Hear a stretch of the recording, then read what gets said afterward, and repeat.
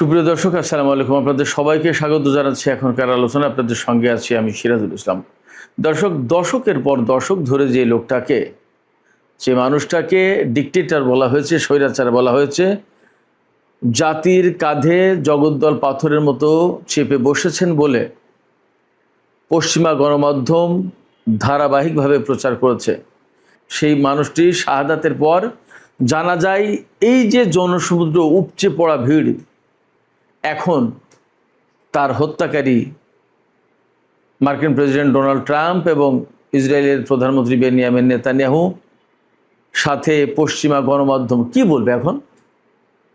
কোনো স্বৈরাচারের জানা যায় এত লক্ষ লক্ষ মানুষ, কোটি কোটি মানুষ পৃথিবীর সমস্ত প্রান্ত থেকে কেউ ছুটে আসে এবং সেই জানাজায় যারা এসেছেন তাদের বেশিরভাগ মানুষ শোকাভিভূত, চোখের পানি ফেলছে, ভালোবাসা, গভীর শ্রদ্ধা জানাচ্ছে। আর ইরানের জনগণ বুক ফাটা চিৎকার করে বলছে তাদের সর্বোচ্চ নেতা সাইয়েদ আলী উজমা খামেনির হত্যার প্রতিশোধ চায়, তারা প্রতিশোধ নিতে চায়।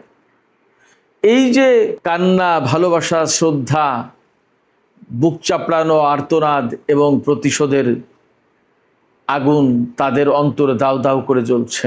এগুলো কি কেউ কোনোদিন কোনো স্বৈরাচারের জন্য কেউ করে বা হয়? কোনো স্বৈরাচারের পক্ষে কি এই ভালোবাসা, মানুষের এই শ্রদ্ধা অর্জন করা সম্ভব হয়? অথচ তাকে কিন্তু এই নামেই, এই বলেই তাকে হত্যা করা হয়েছে। এখন কি জবাব দেবে তারা? এদিকে ইয়েমেনে গত কয়েকদিন ধরে আমি যথেষ্ট ঘনিষ্ঠভাবে পরিস্থিতি পর্যবেক্ষণ করছি, ফলো করছি। আজকে সেখানে খবর হচ্ছে ইয়েমেনের হুতি আনসারুল্লাহ আন্দোলন সমর্থিত যে সরকার, সেই সরকারের সামরিক বাহিনীর সাথে আন্তর্জাতিকভাবে স্বীকৃত ইয়েমেনে যে সরকার, সেই সরকারের সামরিক বাহিনীর সংঘর্ষ হয়েছে। তাতে আন্তর্জাতিকভাবে স্বীকৃত সরকারের 15 জন সেনা নিহত এবং 23 জন আহত হয়েছে।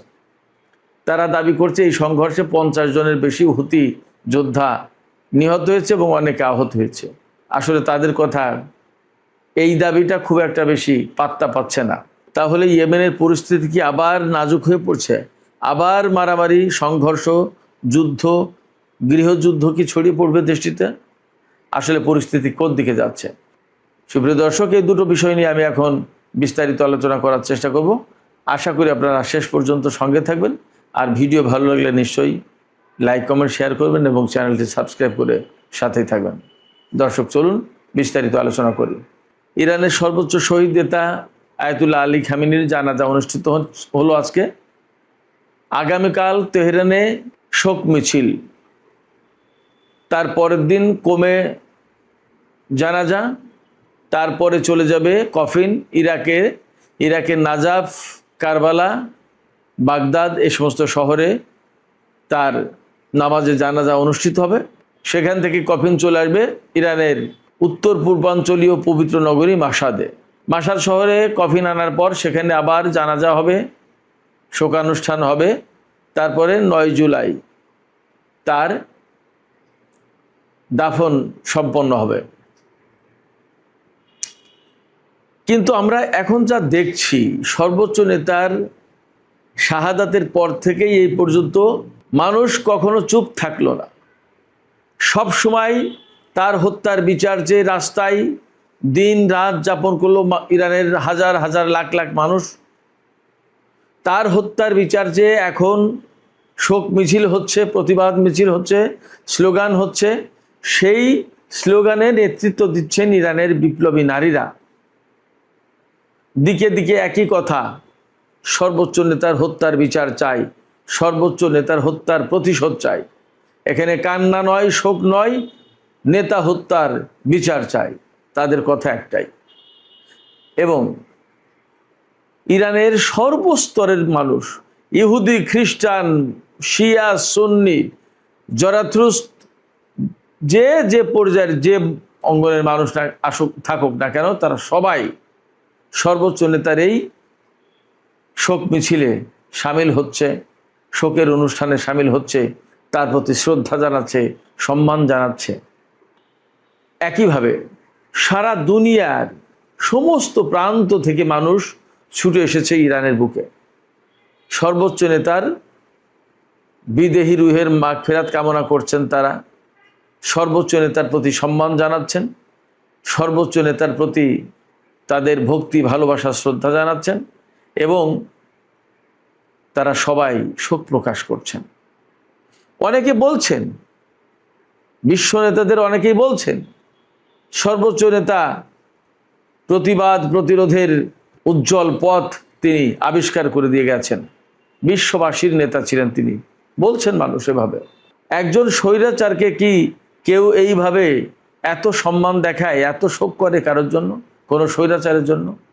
এমনকি আমেরিকার কোনো প্রেসিডেন্টের জন্য এরকম কোনো এত মানুষ জড়ো হয়েছে, পৃথিবীর প্রান্ত থেকে ছুটে এসেছে? জর্জ আব্রাহাম লিঙ্কনের জন্য নাকি 2.5 লাখ মানুষ সমবেত হয়েছিল তার শেষকৃত্য অনুষ্ঠানে, সবচেয়ে বেশি নাকি এটা। কোথায় 2.5 লাখ আর কোথায় 2.5 কোটি, 3 কোটি? ইরানের সর্বোচ্চ নেতার প্রতি সম্মান জানাতে মানুষ ছুটে এসেছে। 2.5 লাখ মানুষের শ্রদ্ধা ভালোবাসা নিয়ে শেষকৃত্য অনুষ্ঠান যদি সম্পন্ন হয়, আর সেই মানুষ যদি গণতন্ত্রের প্রতীক হয়, তাহলে 2.5 কোটি মানুষ যে নেতার প্রতি সম্মান, শ্রদ্ধা, ভালোবাসা, ভক্তি জানালো এবং যার হত্যার প্রতিশোধ নেওয়ার জন্য মুহুর্মুহু স্লোগান হচ্ছে, সেই নেতাকে গণতন্ত্রের বা সেই নেতাকে মানুষের নেতা বলবেন, নাকি 2.5 লাখ মানুষের নেতাকে গণতন্ত্রের প্রতীক বলবেন? কে বড় নেতা? সবচেয়ে বড় কথা হচ্ছে যে ইরানের জনগণ দ্বারা নির্বাচিত, জনগণের প্রতিনিধি, জনগণের ইমাম ইরানিরাই নির্বাচন করেছে। ভালো মন্দ সেটা ইরানিরা দেখবে। এটা দেখার দায়িত্ব কি কেউ ডোনাল্ড ট্রাম্পকে বা নেতানিয়াহুকে দিয়েছিল? এখন যে সেই দেশের মানুষ এক বাক্যে সবাই বলা যায় সর্বোচ্চ নেতার প্রতি শ্রদ্ধা জানাচ্ছে, সম্মান জানাচ্ছে এবং তার হত্যার বিচার চাইছে, তার হত্যার প্রতিশোধ চাইছে, এই প্রত্যাশার কি জবাব হবে? সর্বোচ্চ নেতার রক্তের বদলা নেওয়ার জন্য যে সমস্ত মানুষ দাবি জানাচ্ছে, সেই দাবিকে কিভাবে অ্যাড্রেস করবে ডোনাল্ড ট্রাম্প আর নেতানিয়াহু? তাদের কাছে কি জবাব আছে এখন? ইরানিরা ঠিক এইভাবেই ভাবছে। কারবালার ময়দানে ইমাম হোসেনকে নির্মমভাবে শহীদ করার পরে যেমন এজিদের কাছে বা তার সাঙ্গপাঙ্গদের কাছে কোনো জবাব ছিল না, সর্বোচ্চ নেতাকে এইভাবে নির্মমভাবে শহীদ করার পর ডোনাল্ড ট্রাম্প এবং নেতানিয়াহুর কাছেও কোনো জবাব নেই।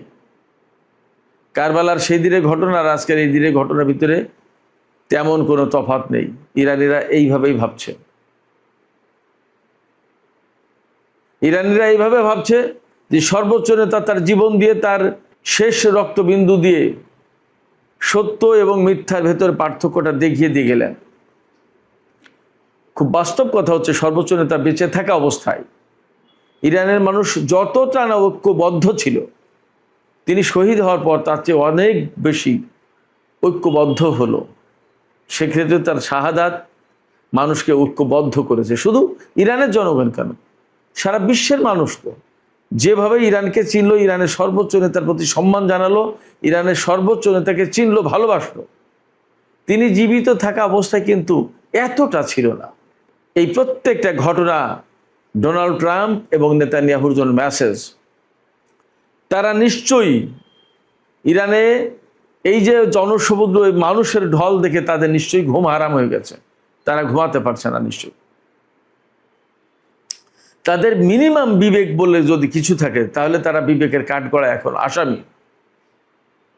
তারা বিবেকের কাঠগড়ায় আসামি হোক না হোক, তারা এই ভয়টুকু পাচ্ছে, যারা আজকে ইরানের মাটিতে দাঁড়িয়ে, যারা ইরানের সর্বোচ্চ নেতার কফিন ছুঁয়ে শপথ করছে এই হত্যাকাণ্ডের প্রতিশোধ নেওয়ার, তারা নিশ্চয়ই ডোনাল্ড ট্রাম্প এবং নেতানিয়াহুর জন্য দুঃস্বপ্নে পরিণত হয়েছে। তারা সবসময় ডোনাল্ড ট্রাম্প এবং নেতানিয়াহুর পেছনে ছায়ামূর্তির মতো থাকবে। ডোনাল্ড ট্রাম্প এবং নেতানিয়াহু কখনো শান্তিতে থাকতে পারবে না। তাদের জীবনটা যাবে শুধুমাত্র এইভাবে হত্যাকাণ্ডের ভেতর দিয়ে। তারা কখনো হত্যাকাণ্ড থামালে নিজেদেরকে সেফ ফিল করবে না। তবে সর্বোচ্চ নেতার এই শাহাদাতের ভেতর দিয়ে ইরানি জনগণের ভেতরে যাদের সামান্য এদিক ওদিক ছিল, হয়তো কেউ কেউ আমেরিকার প্রতি সমর্থন জানাতো বা ইরানের যে রাষ্ট্র ব্যবস্থা তার প্রতি হয়তো একটু বিদ্বেষ ছিল। আমার মনে হয় যে সর্বোচ্চ নেতা শাহাদাতের মধ্য দিয়ে এবং তাদের চোখের সামনে তাদের দেশের উপরে সরকার পরিবর্তনের নামে নারী, শিশু, আবাল, বৃদ্ধ, বনিতা যেভাবে হত্যা করেছে ইসরায়েল এবং আমেরিকা, তাতে নিশ্চয়ই ইরানিদের চোখ খুলে গেছে যে আমাদের সরকার পরিবর্তনের নামে আমাদের উপরে কিভাবে হত্যাকাণ্ড চালালো। মিনাব স্কুলে যে সমস্ত শিশু বাচ্চাদের হত্যা করা হয়েছে তারা কোন রাজনীতির সাথে জড়িত ছিল? তাদের অপরাধটা কি ছিল? তারা কি সরকারের কেউ ছিল? তাদের হত্যা করা হলো কেন? এইভাবেই তো যুগের পর যুগ আমেরিকার সামরিক বাহিনী বিশ্বের বিভিন্ন দেশে জনপদে জনপদে এইভাবে অভিযান চালাচ্ছে এবং রাষ্ট্রের পর রাষ্ট্র, জনপদের পর জনপদ ধ্বংস করে দিচ্ছে। এমনই তো অভিযোগ, এমনই তো বাস্তবতা। বিশেষজ্ঞরা তো এইভাবেই ভাবছেন, এইভাবেই বলছেন। তাহলে আমেরিকা যদি গণতন্ত্র প্রতিষ্ঠার দাবি করে, জনগণের শাসনের কথা যদি তারা বলে, তাহলে আজকে যে জনমত আমরা ইরানের বুকে দেখতে পাচ্ছি সেই জনমতকে তারা কিভাবে মূল্যায়ন করবে? এই জনমতকে তারা কিভাবে মূল্য দেবে? আসলে ডোনাল্ড ট্রাম্প এবং নেতানিয়াহুর কোনো জবাব থাকবে না। তবে এটাও ঠিক যে তারা ইরানের উপরে হামলা করতে এসে যথেষ্ট উচিত শিক্ষা পেয়েছে, যথেষ্ট শিক্ষা হয়েছে তাদের, এবং এখনও খানিকটা সম্ভবত বাকি আছে। হরমুজ প্রণালী কিংবা পরমাণু কর্মসূচি নিয়ে যদি ডোনাল্ড ট্রাম্প বা মার্কিন প্রশাসন বা ইসরায়েল ইরানের সাথে বাড়াবাড়ি করে, তাহলে পরিণতি সম্ভবত আরও খারাপ হবে। আমার কাছে তেমনই মনে হচ্ছে। কারণ ইরানের যে জনগণ তারা কিন্তু টকবক করে ফুটছেন। সর্বোচ্চ নেতার শাহাদাতের পরে যে অবস্থাটা ছিল তার চেয়ে অবস্থা আরও কয়েক গুণ এখন বেড়ে গেল। প্রতিশোধের স্পৃহা এখন তাদের ভেতরে বেড়ে গেল এই কফিন, এই লাশ, এই জানাজায়, এই শোক মিছিল থেকে। অতএব ইরানের সর্বোচ্চ নেতাকে হত্যা করার ভেতর দিয়েই সমস্ত সবকিছু শেষ হয়ে যায়নি। বরং আমি মনে করছি, বা বিশ্লেষকরা অনেকে বলছেন, আমেরিকা এবং ইসরায়েলের পতনের হয়তোবা শুরু। অনেকে এরকমভাবে বলছেন। আমি যদিও ঠিক এইটা বলতে চাই না যে পতন শুরু, কিন্তু তাদেরকে আসলে অনেক খেসারত দিতে হবে, এ কথা ঠিক। দেখা যাক আসলে পরিস্থিতি কোথায় গিয়ে শেষ হয়। সুপ্রিয় দর্শক, এবার ইয়েমেন সম্পর্কে একটু আলোচনা করি। ইয়েমেনে আন্তর্জাতিকভাবে স্বীকৃত একটি সরকার আছে, আর রাজধানী সানা কেন্দ্রিক হুতিদের একটি সরকার আছে। যেমন গাজায় হামাসের সরকার ছিল, আর পশ্চিম তীরে মাহমুদ আব্বাসের সরকার। এই পশ্চিম তীরের একটু নরমপন্থী ইসরায়েলের সাথে সম্পর্ক রাখে, পশ্চিমাদের সাথে সম্পর্ক রাখে, এই সরকারকে আন্তর্জাতিকভাবে স্বীকৃত সরকার বলা হয়। ঠিক তেমনি ইয়েমেনের কপালেও একই ঘটনা ঘটেছে। সেখানে রাজধানী হুতিদের কন্ট্রোলে, কিন্তু আন্তর্জাতিকভাবে স্বীকৃত হচ্ছে এডেন ভিত্তিক যে সরকার, সেই সরকার। কারণ আমেরিকা, পশ্চিমারা, সৌদি আরব তার পক্ষে। যাই হোক, এই পশ্চিমা সমর্থিত সোকল্ড আন্তর্জাতিকভাবে স্বীকৃত সরকারকে যে সেনাবাহিনী সমর্থন দেয়, তাদের সাথে হুতি যোদ্ধাদের সংঘর্ষ হয়েছে। বার্তা সংস্থা এএফপি, ফরাসি বার্তা সংস্থা, এই বার্তা সংস্থার কাছে এডেন ভিত্তিক সরকারের একজন সেনাবাহিনীর কর্মকর্তা জানিয়েছেন যে হুতিদের হামলায় অন্তত 15 জন সেনা নিহত এবং 23 জন আহত হয়েছে। তিনি আবার দাবি করেছেন যে হুতিরাও 50 জন মারা গেছে, আরও অনেকে আহত হয়েছে।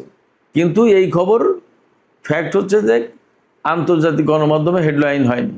হেডলাইনটা হয়েছে যে আন্তর্জাতিকভাবে স্বীকৃত ইয়েমেনের সরকারের অনুগত সামরিক বাহিনীর 15 জন সদস্য নিহত আর 23 জন আহত। আর গত কয়েকদিন ধরে কিন্তু আমি বলছিলাম যে ইয়েমেনে অনেক কিছু ঘটছে। ইয়েমেনে ইরানের বিমান নামলো, সৌদি আরবের অবরোধ ভেঙে হুতিরা আবার সৌদি আরবকে হুমকি দিল, সৌদি আরব আবার হুমকি দিল।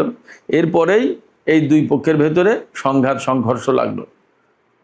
এই সংঘর্ষটা হয়েছে মূলত ইয়েমেনের পশ্চিমাঞ্চলে। ইয়েমেনের পশ্চিমাঞ্চলে আল হুদাইদা এই প্রদেশে। এটা কিন্তু একেবারে লোহিত সাগরের তীরবর্তী একটা প্রদেশ। এর সাথে কিন্তু সৌদি আরবের সীমান্ত রয়েছে। ধারণা করার যথেষ্ট কারণ আছে যে ইয়েমেনের ভেতর থেকে আসলে সৌদি আরব এখনও তার হাত গুটিয়ে নেয়নি। সে এখানে এখনও নানা রকমের খেলতামাশা করতে চায়, কিন্তু আঞ্চলিক যে পরিস্থিতি তাতে তাদের হুঁশ হওয়া উচিত যে এই পরিস্থিতিতে তাদের কি করা দরকার। ভুল ক্যালকুলেশন করলে কিন্তু তারা বিপদে পড়বে এবং আঞ্চলিক পরিস্থিতি আবার ঘুরে যাবে। সে জায়গা থেকে আমি মনে করি সৌদি আরবের ইয়েমেনের সংকট সমাধানের ব্যাপারে একের জরুরি ভিত্তিতে সমর্থন দেওয়া দরকার এবং ইয়েমেনে যাতে এই ধরনের অভ্যন্তরীণ কোন্দলে নিজেদের সেনারা অপর পক্ষের সাথে গোলমাল বা যুদ্ধ করে যাতে হতাহতের ঘটনা না ঘটে সেই দিকে নজর দেওয়া উচিত, সেই ব্যবস্থা করা উচিত। অন্তত এখানে সৌদি আরব যদি একদম চুপ থাকে তাহলেও আমার মনে হয় যে পরিস্থিতি স্বাভাবিক হয়ে যাবে। তো সেক্ষেত্রে আমরা প্রত্যাশা করব আন্তর্জাতিক অঙ্গন এবং সৌদি সরকার সবাই ইয়েমেনের এই সংকট সমাধানের ক্ষেত্রে ইতিবাচকভাবে এগিয়ে আসবেন। সুপ্রিয় দর্শক, এখনকার আলোচনা এখানে শেষ করতে চাইছি। যাবার আগে আপনাদের কাছে জানতে চাই, সর্বোচ্চ নেতা, ইরানের সর্বোচ্চ নেতাকে যে ডিক্টেটর বলে তাকে হত্যা করা হলো, এখন যে জনসমুদ্র দেখছে, এই অবস্থায় ডোনাল্ড ট্রাম্প এবং নেতানিয়াহুর কি জবাব হবে? তারা কি জবাব দেবে? আর এই অবস্থায় ইরানের বিপুল সংখ্যক মানুষ প্রতিশোধের কথা বলছে। আসলে পরিস্থিতি কোথায় যাবে, কি হবে? আপনাদের মতামত জানিয়ে কমেন্টে লিখুন। আর ভিডিও ভালো লাগলে আবারও বলি, লাইক কমেন্ট শেয়ার করবেন এবং চ্যানেলটি সাবস্ক্রাইব করে সাথেই থাকবেন। সুপ্রিয় দর্শক, এখনকার মতো এখানেই আলোচনা শেষ করছি। আপনারা সবাই অনেক অনেক ভালো থাকুন। আল্লাহ হাফেজ।